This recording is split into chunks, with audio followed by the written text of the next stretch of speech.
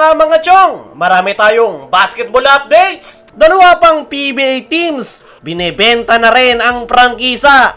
Bad news kay Justin Brownlee, possible na hindi makapaglaro sa FIBA Asia maging sa PBA. Kagabi nga mga chong ay naglabas ng bomba si Snow Badwa sa Spin.ph na lumalabo yung availability ni Justin Brownlee this FIBA Asia dahil sa kaso na kanyang kinakaharap. Ayon nga sa source ng Spin.ph ay inapil nga ng kampo ni Justin Brownlee ang adverse analytical finding kung saan siya nagpositibo. Malaking sugal yung ginawa ng kampo ni Justin Brownlee dahil kung sakali na mapapatunayan nila at malilinis ang pangalan ni Brownlee ay agad na matatanggal yung kanyang suspension. Pero kung mabibigo nga sila na patunayan na inosente si Justin Brownlee ay hindi ito makapaglalaro sa darating na FIBA Asia at possible na maapektuhan rin yung kanyang paglalaro sa Barangay Ginebra. Ayon pa sa isa pang source ng Spin.ph ay ang gusto ng Samahang Basketball ng Pilipinas ay tanggapin na lang ng kampo ni Justin Brownlee ang adverse findings at tanggapin yung suspension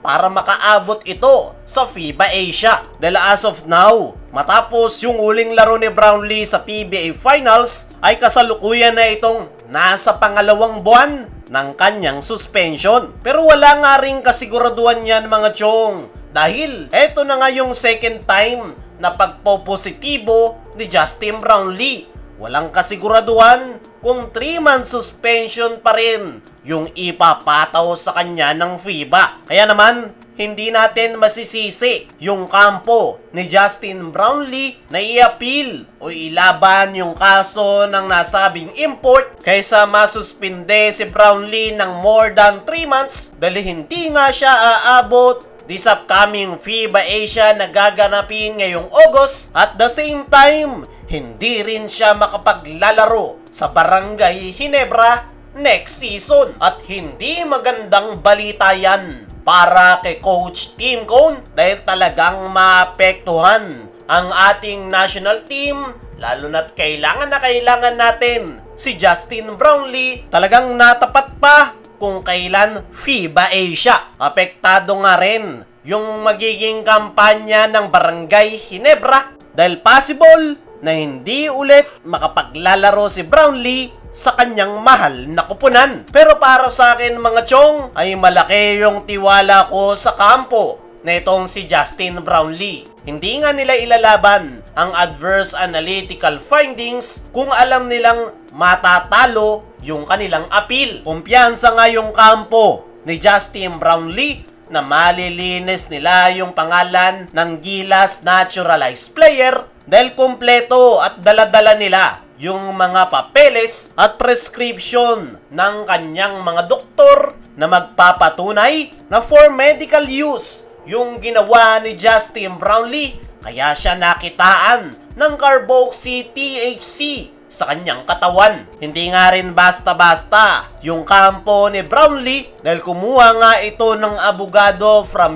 US na maglilinis ng kanyang pangalan. Kaya naman, kumpiyansa ako mga chong na maipapanalo netong si Justin Brownlee ang kanyang kaso at matatanggal yung kanyang suspension para makapaglaro ito this upcoming FIBA Asia maging sa kanyang mahal na kupunan na Barangay Ginebra next season. Dumako naman tayo dito sa kabilang balita. Dalawa pang PBA teams binebenta na rin ang prangkisa. Netong mga nakalipas na araw ay mainit yung balitang pagbebenta ng prangkisa ng Terra Firma. Unang lumutang ang Star Horse Shipping Line pero hindi natuloy dahil hindi ito nakapag-comply lalong-lalo na pagdating sa budget. Pero hindi nagtagal ay inanunsyo mismo ni Kume Marshall na halos 100% na nga raw yung chance na Zamboanga Valientes ang makakabili ng prangkisa ng Terra Firma. Inaayos na lang ang papeles at next season ay mukhang makikita na natin ang Zamboanga sa PBA. Pero matapos niyan, inanunsyo rin ni Kume Marshall na marami pang mga kumpanya ang gustong pumasok sa PBA Gaya na lang ng family brand sardines. Hindi sinabi ni Kume kung anong prangkisa yung papalitan ng nasabing kumpanya, pero luminaw nga ang lahat ng yan matapos maglabas ng bomba ni Snow Badwa kung saan mayroong dalawang team ang binebenta ngayon ang prangkisa. At unang-una sa clue ni Snow Badwa ay Black Team at very obvious na Blackwater ang tinutukoy niya dyan. Pero hindi pa nga dyan nagtatapos. Meron pang pangalawang team ang binebenta ngayon ang prangkisa worth 300 million at po pwedeng bumaba sa 100 million minus 4 key players. At yung clue dyan ni Snow Badwa ay may tour daw siya sa Del Norte race. Ibig sabihin nga lang yan, Norte means Northport, Batampier. Maraming mahusay na key players ang Northport at malamang sa malamang, yan yung tinutukoy ni Snow Badwa na pangalawang team ang binebenta ngayon na prangkisa. Para sa akin mga chong ay maganda yung nangyayari na yan sa PBA. Dahil yung Blackwater at Northport ay parehong farm team. Sana lang talaga ay yung bibili sa prangkisa ng dalawang yan ay maging isang independent team para mas bumalik yung sigla ng PBA. Kaya mga chong, ano masasabi nyo? Ngayong binibenta na yung prangkisa ng Blackwater at Northport Batampier. Ano rin yung masasabi nyo sa bad news patungkol kay Justin Brownlee? I-comment mo lang dyan sa ibaba.